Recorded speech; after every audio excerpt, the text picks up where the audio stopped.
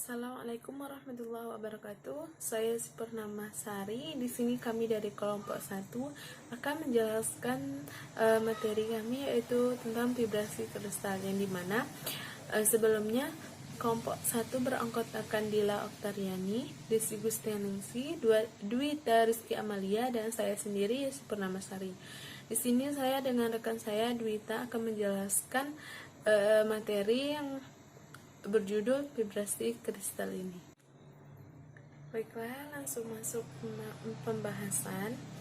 Di sini kami mengambil kasus yang paling sederhana, yaitu kasus yang melibatkan getaran kristal akibat adanya gelombang elastis yang merambat dalam arah. Di sini ada 3 arah, yaitu 100, 110, dan 111 yang terdapat pada kristal kubik.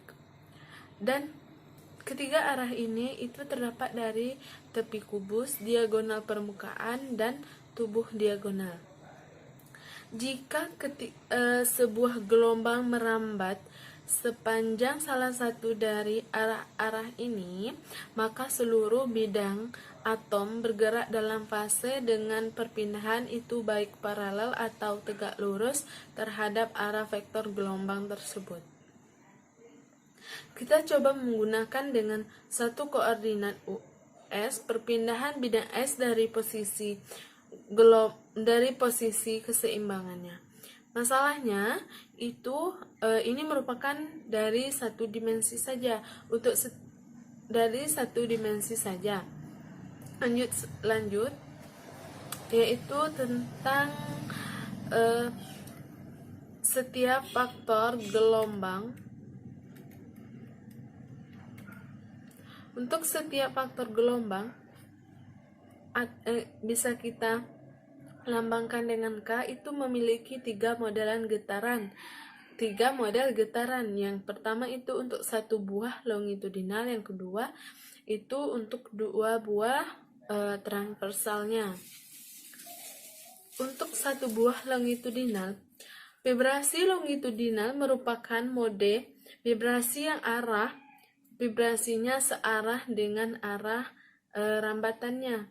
Dan untuk vibrasi 2 transversal, itu vibrasi transversal merupakan mode vibrasi yang arah vibrasinya tegak lurus arah rambatannya.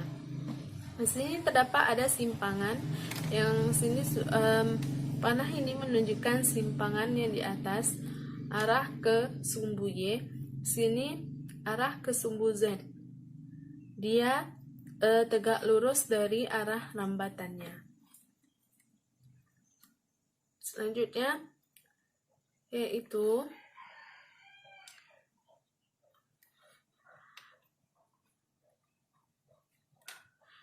kita anggap bahwa kristal akan merespon. Ini kita asumsikan bahwa respon elastis kristal adalah fungsi linear dari gaya. Hal itu setara dengan asumsi bahwa energi elastis adalah fungsi kuadrat dari perpindahan relatif 2 buah energi 2 titik dalam kristal. Istilah energi itu adalah linear akan lenyap dalam keseimbangan. Kita asumsikan bahwa gaya pada bidang S disebabkan oleh perpindahan dari bidang S plus P yang sebanding dengan perbedaan U itu merupakan simpangan bidang kristal. Perpindahan simpangan bidang kristal ke S plus P dikurang simpangan bidang kristal ke S dari perpindahannya. Yang dipertimbangkan itu hanya interaksi tetangga terdekat, sehingga P sama dengan lebih kurang 1. Gaya total pada S itu berasal dari bidang S kurang lebih dari 1. gelombang elastis secara linear terhadap gaya itu yang tadi saya jelaskan, itu merupakan artinya gaya yang bekerja pada bidang kristal yang ke S adalah sebanding dengan selisih simpangannya.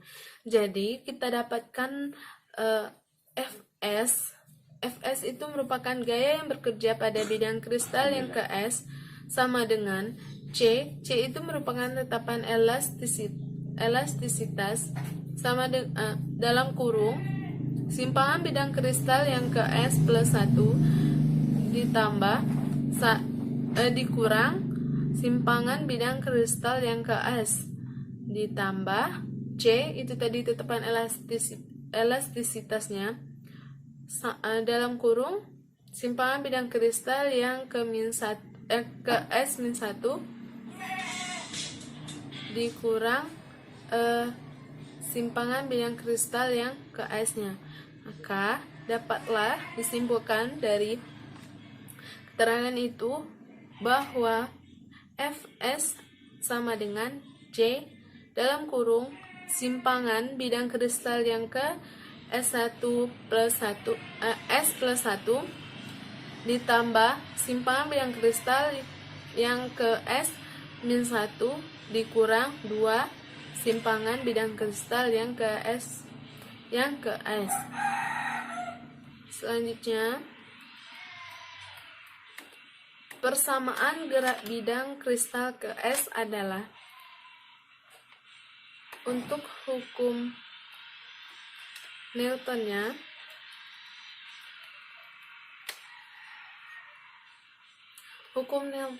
sigma F sama dengan M kali A. Untuk hukum Hooke-nya F sama dengan C kali delta X. Dari kedua persamaan di atas kita akan memperoleh M dikali A sama dengan C dikali delta X. Maka M per D kuadrat US per DT kuadrat sama dengan C. Kita masukkan US-nya tadi, kita masukkan Fs-nya tadi, dapatlah C sama C dalam kurung US plus 1 ditambah US min 1 dikurang 2S.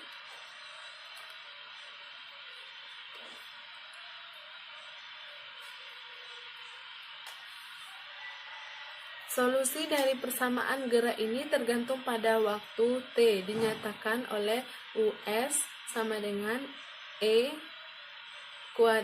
pangkat min I omega T. Karena persamaan 2 tadi itu menurunkan turunan hanya terhadap waktu. Maka didapatlah D kuadrat US per DT kuadrat sama dengan D kuadrat per DT kuadrat. Kita masukkan US-nya, kita anggap tadi E pangkat min I omega T.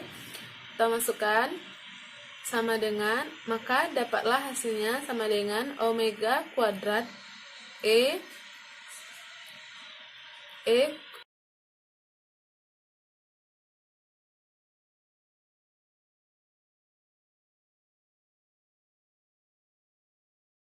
pangkat min 1 omega T. Ini merupakan US-nya. Jadi kesimpulannya itu dapatlah D kuadrat US per DT kuadrat sama dengan min omega kuadrat dikali US.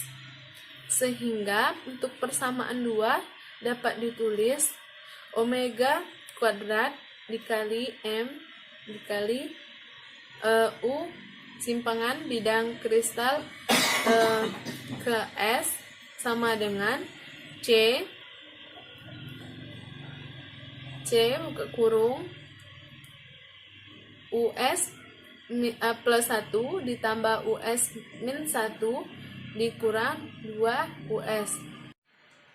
Baiklah, untuk solusinya itu simpangan bidang kristal ke S sama dengan E pangkat min I omega T dapat dituliskan sebagai US sama dengan E pangkat min I omega T itu sebanding dengan E pangkat min I 2V P kali T, maka didapatkan sama dengannya E pangkat min I 2V PT lambda per lambda, dan hasilnya itu US sama dengan E min I KX sama dengan E min IXA.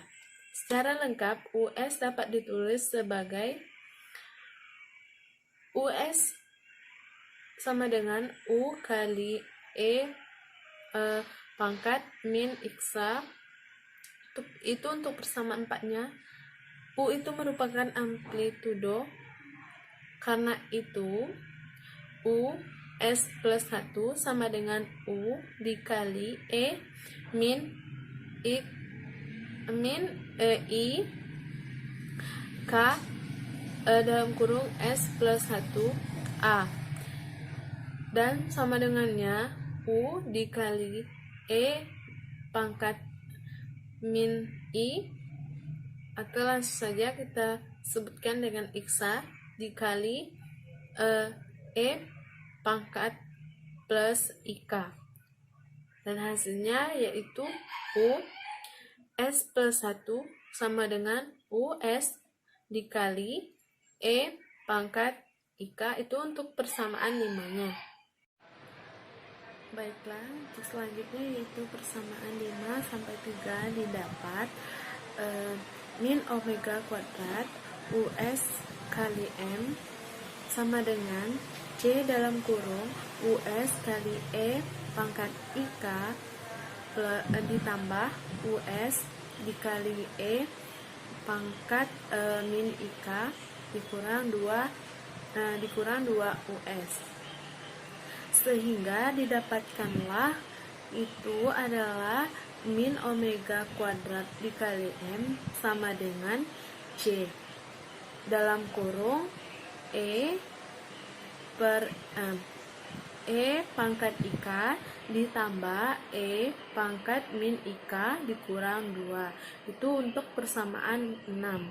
Karena E pangkat positif I theta, maka sama dengannya itu cos theta ditambah I sin theta, maka E pangkat IK ditambah E pangkat min IK sama dengan 2 cos K, sehingga untuk persamaan 6 menjadi omega kuadrat dikali M sama dengan min C dalam kurung 2 cos K dikurang 2, dan omega kuadrat dikurang 2C per M dalam kurung 1 dikurang cos K, sehingga didapatkan untuk persamaan 7 yaitu omega sama dengan dalam kurung 2C per M dalam kurung kecil itu 1 dikurang cos K tutup kurung besar pangkat min setengah. Itu merupakan untuk persamaan ketujuhnya, dengan 1 kurang cos K sama dengan 2 sin kuadrat dalam kurung setengah K.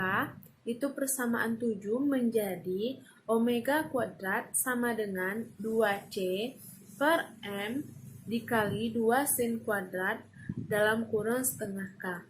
Untuk persamaan 8-nya, maka didapatkan omega sama dengan 2 akar C per M dalam kurung datar itu sin setengah K.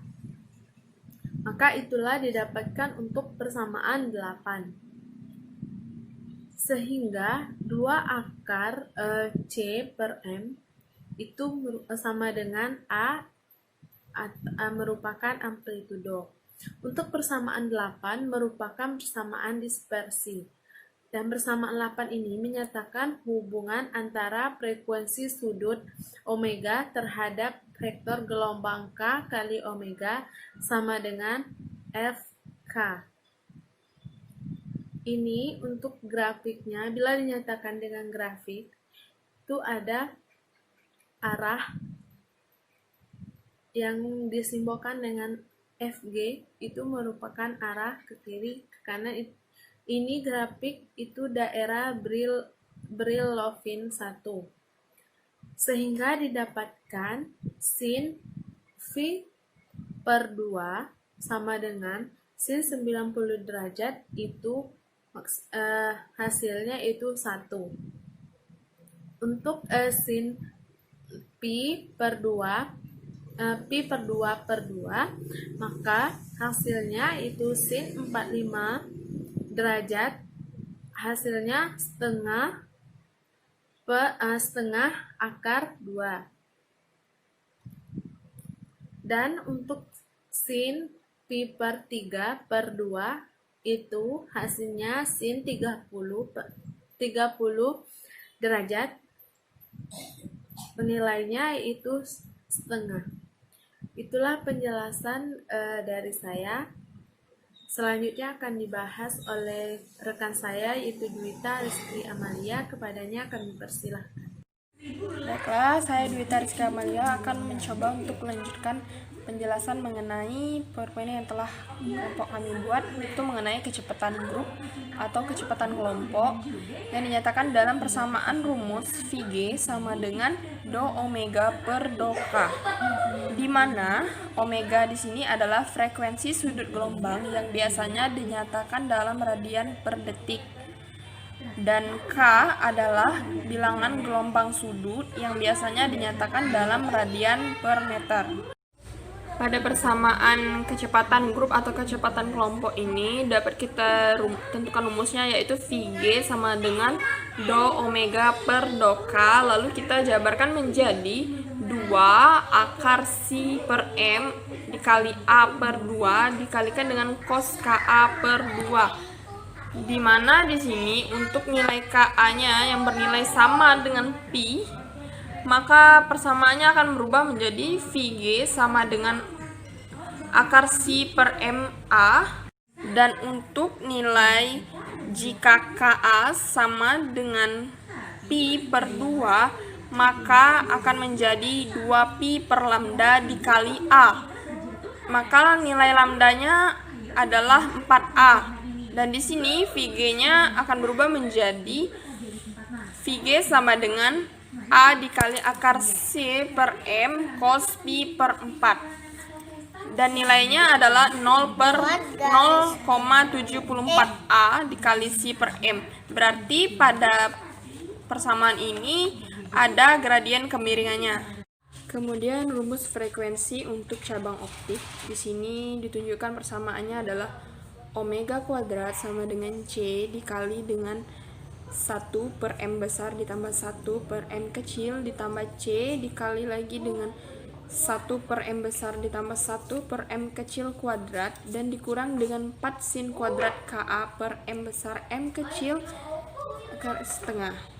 Jika dihitung nilai frekuensi ini, sekitar omega kuadrat ada di bawah gelombang inframerah atau optik. Kemudian untuk persamaan cabang optik gelombang elektromagnetik, didapatkan persamaannya adalah omega 1 kuadrat sama dengan C ditambah 1 per M1 ditambah 1 per M2 ditambah C dikali dengan akar 1 per M1 ditambah 1 per M2 kuadrat dikuadratkan dikurang dengan 4 per M1 kali M2 dikali dengan sin kuadrat Ka per 2. Kemudian untuk grafik omega terhadap K pada vibrasi kristal diatomik ini menunjukkan bahwa di antara gambar M1 dan M2 ini adalah daerah terlarang atau tidak ada energi yang dilalui.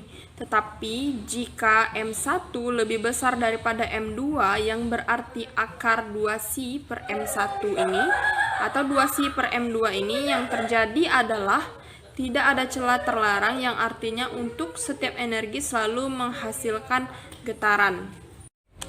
Kemudian omega untuk vibrasi kristal diatomik ini didapatkan persamaannya adalah omega 1 atau omega 2 kuadrat sama dengan C dikali dengan 1 per M1 ditambah 1 per M2 plus minus C dikalikan dengan akar 1 per M1 ditambah 1 per M2 kuadrat dikurang dengan 4 per M1 M2 dikali sin kuadrat Ka per 2.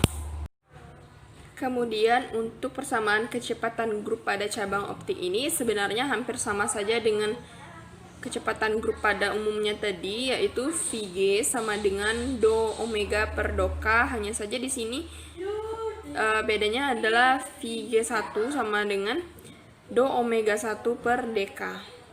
Dan persamaan untuk cabang akustik, hanya perbedaannya ini omeganya dikuadratkan.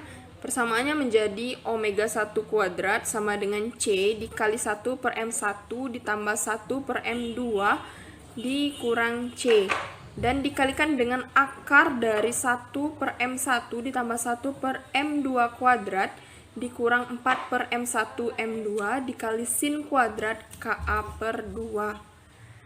Nah, jadi sebenarnya rumusnya itu hampir sama-sama saja, hanya saja perbedaan di omeganya. Dan pada cabang akustik juga itu persamaannya adalah omega 2 sama dengan C dikali 1 per M1 ditambah 1 per M2 dikurang C dikalikan lagi dengan 1 per M1 ditambah 1 per M2 kuadrat dan dikurangi dengan 2 per M1 M2 ditambah 2 per M1 M2 cos Ka pangkat setengah. Dan terakhir adalah kecepatan grup untuk cabang akustik ini sebenarnya sama saja, kembali kepada persamaan umum tadi, yaitu Vg sama dengan do omega per do K. Hanya saja untuk cabang akustik ini Vg2 persamaannya menjadi Vg2 sama dengan do omega 2 per do K, di mana omega 2-nya ini untuk cabang akustik pada rumusan yang saya sebutkan di atas tadi. Baiklah, hanya itu yang dapat saya sampaikan. Mohon maaf untuk segala kekurangannya. Semoga apa yang disampaikan tadi bermanfaat untuk kita semua. Saya akhiri, wassalamualaikum warahmatullahi wabarakatuh.